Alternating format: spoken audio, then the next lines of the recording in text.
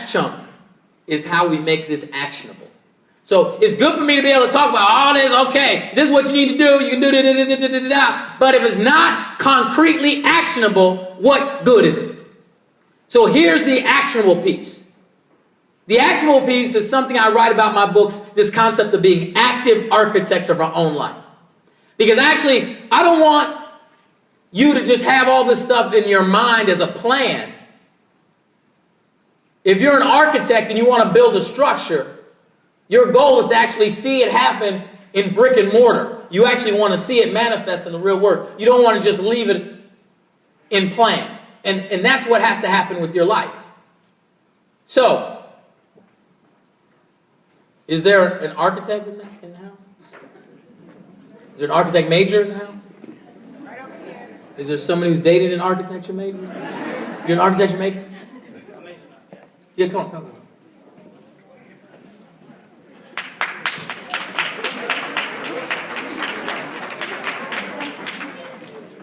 What is your name?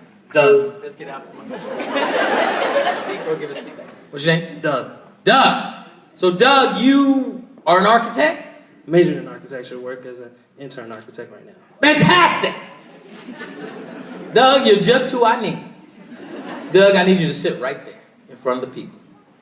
Because you are going to be the expert that we're going to call upon for this actionable phase of this talk. Are you ready, Doug? Okay.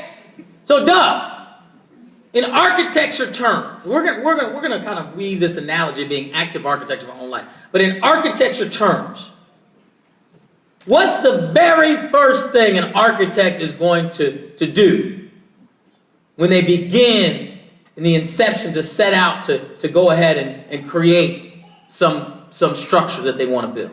We're going to have a concept. Okay, and then what are you going to do with that concept? You're going to develop it to a program of parts and pieces that basically... Okay.